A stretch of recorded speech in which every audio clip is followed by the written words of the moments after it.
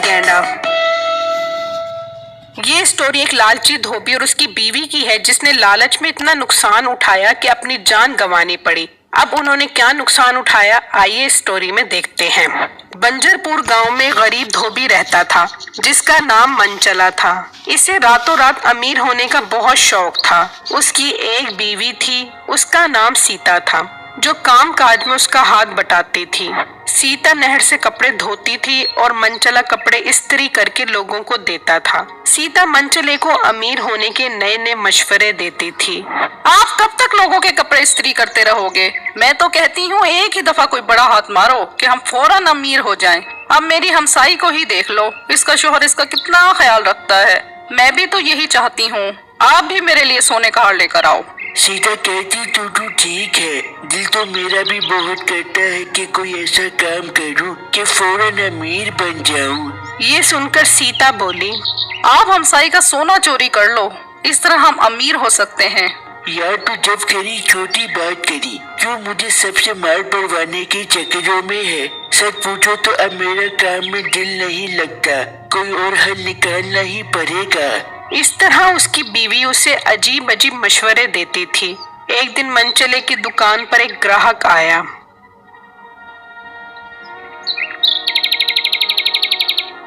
मनचले, मेरा सूट इस्त्री कर दिया है तुमने? भाई अभी नहीं, कल आकर लेना। मनचले, तुम पिछले 3 दिन से मुझे कह रहे हो आइंदा मैं तुम्हारी दुकान पर नहीं आऊंगा।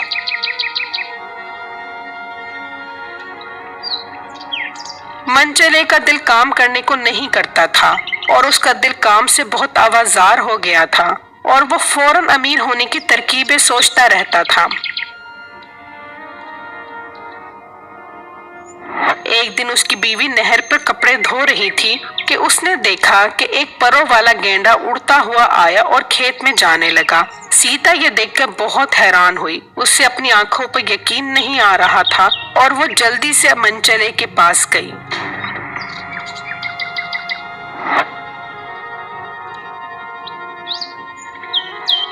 अरे सुनते हो, जब मैं कपड़े धो रही थी ना तो मैंने एक परों वाला गेंडा देखा है जो खेतों की तरफ जा रहा था। ये सुनकर मनचला बोला, तू पागल तो नहीं हो गई? परों वाला गेंडा, लगता है तू आज नींदों में है। नहीं नहीं, मैं सच कह रही हूँ, मैंने खुद देखा है परों वाला गेंडा। तुम्हें यकीन नहीं आ रहा ना, तो चलो आओ मेरे साथ चलो, मैं तुम्हें वो गेंडा दिखाती हूँ।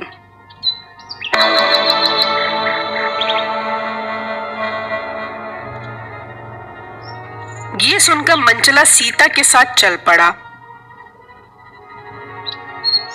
और उसी नहर के किनारे पहुंचा और इधर उधर देखा मगर कोई परों वाला गेंडा नजर नहीं आया। कहाँ है परों वाला गेंडा? मुझे लगता है तू जागते हुए ख्वाब देखने लग गई है। कहाँ गया वो परों वाला गेंडा? मैंने तो खुद यहीं देखा था।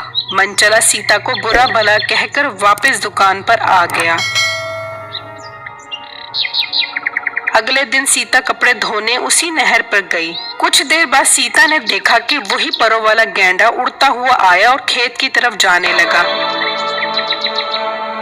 सीता जल्दी से मनचले की दुकान पर गई और उसे कहा, वो परों वाला गेंडा फिर आ गया है, चलो मेरे साथ। तू आज फिर वही पागलों वाली बातें कर रही है। नहीं, सच में वो परों वाला गेंडा वहाँ खेत में है, चलो मेरे साथ, मैं आपको दिखाती हूँ। सीता के इसरार करने पे मनचला सीता के साथ चल पड़ा और उसी नहर के किनारे पहुँच गया। मनचला देख के हैरान रह गया कि वहाँ पर परों वाला गेंडा खेत में खड़ा था। सीता तुम ठीक कह रही थी, ये तो वाकई परों वाला गेंडा है। अब आपको यकीन आ गया ना, मेरी बात पर मैं झूठ नहीं कह रही थी। ये कहकर सीता और मनचला उस परों वाले गेंडे के करीब जाने लगे। जब वो उस परों वाले गेंडे के करीब पहुँचे तो गेंडा इन्हें देख के उड़ने लगा। तो मनचले ने गेंडे को रोकने के लिए उसकी एक टांग पकड़ ली और मनचला गेंडे के साथ उड़ने लगा। मनचले को रोकने के लिए सीता ने मनचले की टांग पकड़ ली। अब दोनों गेंडे के साथ उड़ने लगे और काफी बुलंदी पर चले गए।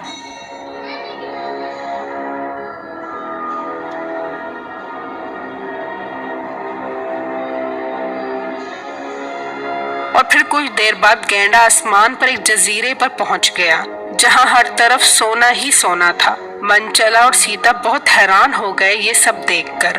फिर परों वाला गेंडा इस जजीरे पे उतर गया और आगे चला गया।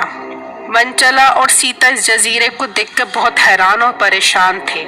सीता, यहाँ तो बहुत सारा सोना है। हाँ, हम सारा सोना इकट्ठा करके अपने साथ ले जाते हैं। अरे पागल, हम वापिस कैसे जाएंगे? आप फिक्र न करो, जब ये गेंडा वापस नीचे जाएगा तो हम इसी तरह वापस चले जाएंगे जिस तरह हम आए थे। फिर इन दोनों ने बहुत सारा सोना अपने साथ इकट्ठा कर लिया और परों वाले गेंडे के उड़ने का इंतजार करने लगे। कुछ देर बाद गेंडे ने उड़ने के लिए उड़ान भरी तो मनचले ने परों वाले गेंडे की टांग पकड़ ली और इसी तरह सीता ने मनचले की टांग पकड़ ली।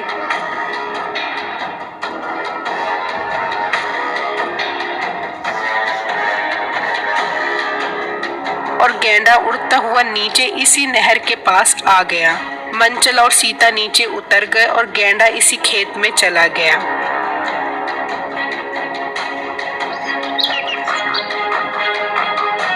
मंचला और सीता अपने घर पहुंचे।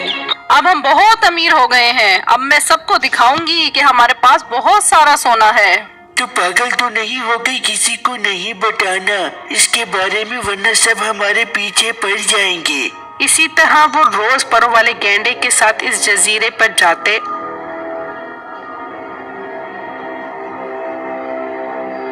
और वहां से सोना इकट्ठा करके ले आते।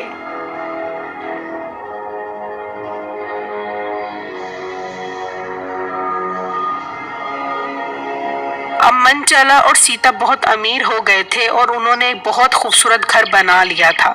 सब लोग बहुत हैरान थे कि इनके पास अचानक इतना पैसा कहां से आ गया है।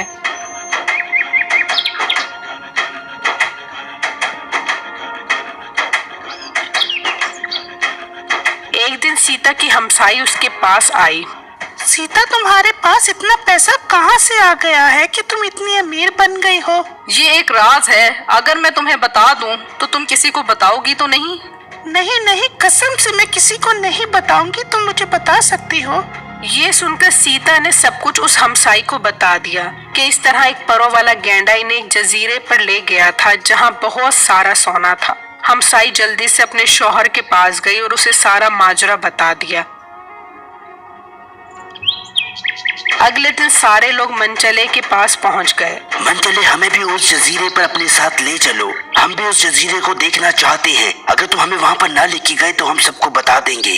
लोगों के इसरार करने पर मंचला इन्हें वहां ले जाने के लिए मजबूर हो गया। फिर उसी नहर के पास खड़े होकर वो परों वाले गेंडे का इंतजार करने लगे। कुछ देर बाद परों वाला गेंडा वहां आ गया। सब लोग उस परों वाले गेंडे को देख के हैरान हो गए और उसके पास पहुंचे। परों वाला गेंडा सब लोगों को देखकर उड़ने लगा तो मनचले ने गेंडे की एक टांग पकड़ ली और इस तरह एक के बाद एक सब ने एक दूसरे की टांगे पकड़ ली और सब बुलंदी की तरफ जाने लगे।